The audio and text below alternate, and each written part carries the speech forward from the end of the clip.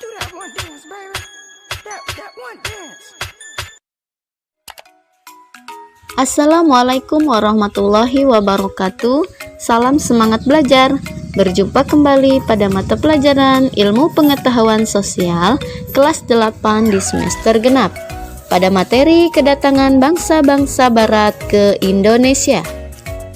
Setelah mempelajari materi ini, kalian diharapkan mampu menjelaskan latar belakang, proses, dan reaksi bangsa Indonesia terhadap kedatangan bangsa-bangsa barat ke Indonesia. Sebelum kedatangan bangsa barat ke Indonesia, wilayah Indonesia telah berkembang maju sebagai pusat ekonomi, sosial, dan politik bangsa-bangsa di Asia. Hubungan politik, sosial, dan ekonomi kerajaan-kerajaan yang bercorak Hindu, Buddha, dan Islam berkembang di seluruh penjuru Indonesia. Adapun latar belakang kedatangan bangsa barat ke Indonesia, yang pertama adalah jatuhnya kota Konstantinopel ke tangan Kekaisaran Turki Utsmani, di mana kota Konstantinopel merupakan wilayah yang sempat menjadi gerbang masuknya rempah-rempah ke Eropa. Jatuhnya kota Konstantinopel yang sebelumnya merupakan wilayah kekuasaan Romawi ke tangan Turki Utsmani mengakibatkan sulitnya akses rempah-rempah ke Eropa, sehingga mereka mencari rempah-rempah langsung ke sumbernya. Sebelum mempelajari secara lanjut, muncul pertanyaan, mengapa bangsa barat tertarik dengan kekayaan Indonesia? Dan kekayaan apa saja yang mendorong kedatangan bangsa barat ke Indonesia?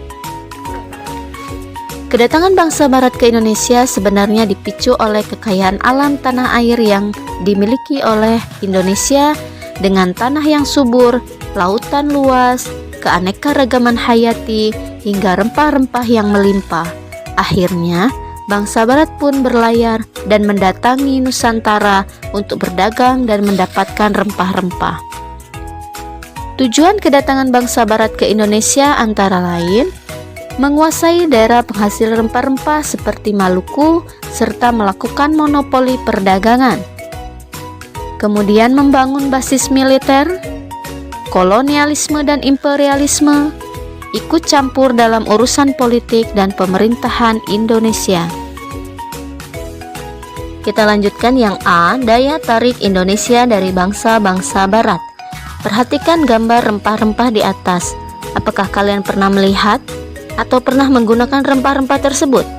Ya, rempah-rempah tersebut merupakan hasil bumi Indonesia dan Asia pada umumnya yang menjadi incaran bangsa-bangsa barat. Mengapa bangsa barat sangat membutuhkan rempah-rempah? Indonesia dan bangsa-bangsa di Eropa memiliki perbedaan kondisi alam, perbedaan iklim, dan kondisi tanah. Hal ini mengakibatkan hasil bumi yang berbeda pula. Indonesia beriklim tropis yang subur dengan dua musim, yaitu musim kemarau dan musim penghujan, yang memungkinkan tanaman mudah tumbuh dan berkembang. Berbeda dengan di Eropa yang memiliki 4 musim, yakni musim panas, musim dingin, musim semi, dan musim gugur. Berdasarkan kenyataan di atas, dapat disimpulkan bahwa rempah-rempah di Eropa sangat terbatas, sedangkan bangsa Eropa sangat membutuhkannya, yakni digunakan untuk mengawetkan makanan, bumbu masakan, dan obat-obatan.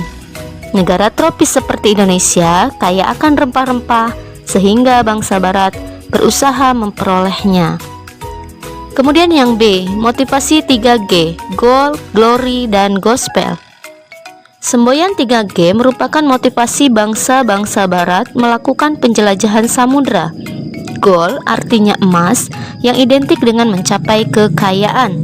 Glory adalah kejayaan, sedangkan gospel adalah keinginan bangsa-bangsa barat untuk menyebarluaskan agama Nasrani, khususnya Kristen, ke bangsa-bangsa di Asia, Afrika, dan Amerika Selatan. Yang C, revolusi industri. Revolusi industri adalah pergantian atau perubahan secara menyeluruh dalam memproduksi barang dari sebelumnya menggunakan tenaga manusia dan hewan menjadi tenaga mesin. Penggunaan mesin dalam industri menjadikan produksi lebih efisien, biaya produksi dapat ditekan, serta barang yang diproduksi dalam jumlah besar dan cepat. Berkembangnya revolusi industri menyebabkan bangsa barat memerlukan bahan baku yang lebih banyak dan daerah pemasaran hasil produksinya. Salah satu pengaruh revolusi industri yang sangat terasa adalah kegiatan transportasi. Penemuan perahu yang dengan mesin uap merupakan penemuan sangat penting yang mendorong penjelajahan bangsa-bangsa barat. Penemuan lain dari revolusi industri seperti kompas dan mesin pemintal. 2. Kedatangan bangsa-bangsa barat ke Indonesia. Perhatikan rute penjelajahan bangsa Eropa melalui jalur laut, melewati Samudra Atlantik dan Samudra Hindia menuju ke Indonesia. Bangsa-bangsa barat yang datang ke Indonesia pada masa penjajahan adalah Belanda, Portugis, Spanyol, dan Inggris. Belanda adalah negara paling lama menjajah Indonesia. Berikut uraian mengenai kedatangan bangsa-bangsa barat ke Indonesia. A. Kedatangan bangsa Portugis ke Maluku.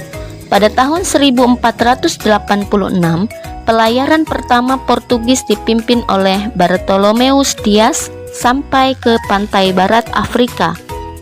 Portugis mencapai Malaka tahun 1511 di bawah pimpinan Alfonso de Albuquerque. Ia berhasil ke Malaka dan Myanmar. Selanjutnya Portugis menjalin hubungan dengan Maluku. Tahun 1512, Portugis berhasil sampai di Maluku di bawah pimpinan Antonio de Abreu dan Francisco Serrao. B. Ekspedisi bangsa Inggris. Persekutuan dagang Inggris bernama EIC, East Indies Company. Pengaruhnya tidak terlalu banyak karena terdesak oleh Belanda, sehingga Inggris menyingkir ke India, Asia Selatan, dan Asia Timur. C. Kedatangan bangsa Belanda di Jayakarta atau Jakarta.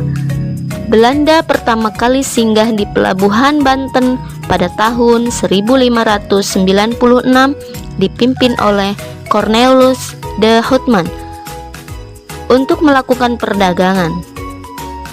Belanda mendirikan VOC, Verenigde Oost-Indische Company, atau Perserikatan Maskapai Hindia Timur pada tahun 1602. Gubernur Jenderal pertama VOC adalah Peter Bots. Ia mendirikan pusat VOC di Maluku, Ambon, kemudian di Jayakarta atau Jakarta. Demikian materi tentang kedatangan bangsa-bangsa barat ke Indonesia. Pelayaran bangsa-bangsa Eropa ke Indonesia merupakan perjalanan yang berat. Bangsa barat berani melakukannya untuk mencapai kekayaan dan kejayaan. Mereka bisa, pasti Indonesia pun bisa. Raihlah cita-cita yang tinggi dan tetap semangat belajar untuk mencapai keberhasilan. Dan saya akhiri, wassalamualaikum warahmatullahi wabarakatuh.